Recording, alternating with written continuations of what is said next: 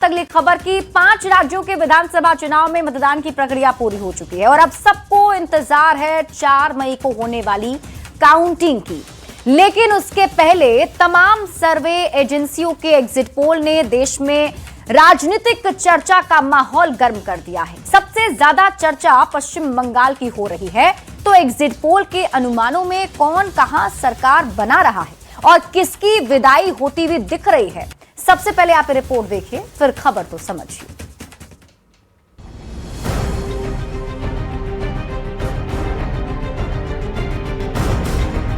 पांच राज्यों के चुनाव पर मेगा एग्जिट पोल सामने आया है। पोल ऑफ पोल्स में बंगाल में बीजेपी की सरकार बनती दिख रही है। बंगाल में बीजेपी को करीब 148 सीटें मिलने का अनुमान है। बंगाल में टीएमसी को 140 सीटें मिलने का अनुमान है। वहीं पोल ऑफ पोल्स में असम में फिर बीजेपी की सरकार बनती दिख रही है, तो तमिलनाडु में डीएमके की वापसी के अनुमान लगाए जा रहे हैं, जबकि केरलम में एलडीएफ की जगह पर कांग्रेस गठबंधन सत्ता में आता दिख रहा है। हालांकि पूरे देश में सबसे ज्यादा पश्चिम बंगाल की चर्चा हो रही है। एग्जिट पोल से जहां बीजेपी खेमे में खुशी की लहर छाई हुई है, तो दूसरी ओर बंगाल के एग्जिट पोल में दीदी को बड़ा झटका लगता दिख रहा है। Bureau report, news 18। देखिए, 5 राज्यों के विधानसभा चुनाव के नतीजे आने वाले हैं, लेकिन उससे पहले जो एग्जिट पोल आया है वो क्या कहता है, हम आपको समझाते हैं। तो 5 राज्यों में हुए विधानसभा चुनाव को लेकर तमाम सर्वे एजेंसियों ने अपना अपना सर्वे जारी किया है। टुडेज चाणक्य के एग्जिट पोल में किसकी सरकार बन रही है, आइए समझने की कोशिश करते हैं। और सबसे पहले बात पश्चिम बंगाल की। तो टुडेज चाणक्य के एग्जिट पोल के अनुसार बीजेपी को 48% वोट मिलने का अनुमान है, जो इसमें मार्जिन ऑफ एरर 3% है, यानी कि 3% कम या ज्यादा हो सकता है। टीएमसी की बात करें तो टीएमसी को वोट 38% मिलने का अनुमान है। इसमें 3% का मार्जिन ऑफ एरर हो सकता है। वही अन्य को 14% वोट मिलने का अनुमान है। अब आपको सीटों के जरिए बताते हैं, यानी कि सीटों की बात करें तो कितनी सीटें किसे मिल सकती है एग्जिट पोल के मुताबिक, समझिए। बीजेपी को 192 सीटें मिलती हुई दिख रही हैं। यह आंकड़ा 11 कम या उससे ज्यादा हो सकता है। सीटों की बात करें तो टीएमसी तिहाई का आंकड़ा छू सकती है, यानी कि 100 सीट पा सकती है। इसमें 11 सीटें कम या ज्यादा हो सकती है। वहीं अन्य की बात करें तो इन्हें 2 सीट के करीब मिल सकती है। इसमें भी 2 बढ़ या घट सकता है। अब सवाल है कि किस वर्ग को किस धर्म का वोट मिल रहा है, तो आइए इसे भी समझते हैं। बीजेपी को महज 8% मुस्लिम वोट मिले हैं, तो टीएमसी को 71% मुस्लिम वोट मिले। एससी यानी कि अनुसूचित जाति की बात करें तो बीजेपी को 67% वोट मिले हैं, जबकि टीएमसी को महज 22%। ओबीसी की बात कर लीजिए, बीजेपी को 61% वोट मिले हैं, जबकि टीएमसी को 27%। जबकि एसटी की बात करें तो एसटी का वोट 53% बीजेपी को और 40% टीएमसी को मिला है। अब बात करते हैं तमिलनाडु के एग्जिट पोल की। एआईएडीएमके प्लस को 27% वोट मिलने का अनुमान जताया जा रहा है, जो 3% बढ़ या घट सकता है। सीट की बात करें तो 45 सीटें मिल सकती हैं, जिसमें 11 सीटें बढ़ या घट सकती हैं। डीएमके प्लस को 39% वोट मिलने का अनुमान जताया जा रहा है, जिसमें 3% घट या बढ़ सकता है। अगर सीटों की बात करें तो 125 तक ये सीटें हो सकती हैं, जिसमें 11 घट या बढ़ सकते हैं। इसके बाद बात करते हैं टीवीके, बड़ी शक्ति बनकर उभर रही है और इसको 30% वोट मिल सकता है। यहां भी 3% का एरर ऑफ मार्जिन दिख रहा है। वहीं सीट की बात करें तो 63 सीटें टीवीके को मिल सकती है, जिसमें सेम वही 11 सीटें कम हो सकती हैं या फिर 11 सीटें ज्यादा हो सकती हैं। अदर्स की बात कर लें तो 4% वोट और 1 सीट मिलने का अनुमान जताया जा रहा है। अब आप समझिए कौन वर्ग किसकी तरफ है। तो एआईएडीएमके प्लस की अगर हम बात करें तो 32% वोट जो है मिलता हुआ दिख रहा है। डीएमके प्लस को 36% और टीवीके को 29% मिलता हुआ दिख रहा है। इसके बाद बात कर लेते हैं एआईएडीएमके प्लस की। तो इन्हें यानी कि मुस्लिम मतदाताओं का जो वोट है वो 31% मिल सकता है, डीएमके प्लस को 48% और टीवीके को 27% वोट मिल सकता है।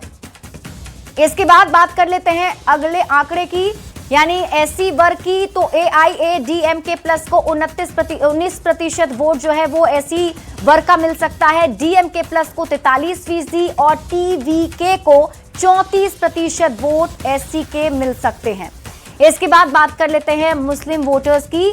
तो एआईएडीएमके प्लस को 8% मुस्लिम वोट मिल सकता है, डीएमके प्लस को 64% सबसे ज्यादा और टीवीके को 25% वोट मिल सकते हैं। इसके बाद बात कर लेते हैं आंकड़ों में क्रिश्चियन की। तो क्रिश्चियन समुदाय के वोट की बात करें तो 11% वोट एआईएडीएमके प्लस को मिल सकता है, डीएमके प्लस को 49% यानी 49% वोट मिल सकते हैं, टीवीके को 34% वोट मिल सकता है। तो ये पूरे आंकड़े हमने आपको बताए हैं।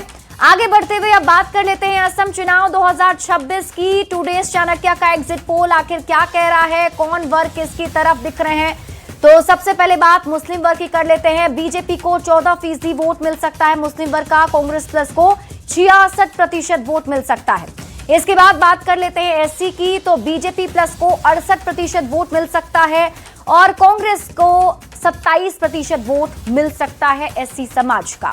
इसके बाद बात कर लेते हैं ओबीसी की। तो बीजेपी प्लस को 69% वोट मिलता हुआ दिख रहा है और कांग्रेस को 23% वोट मिल सकता है एग्जिट पोल के नतीजों के मुताबिक।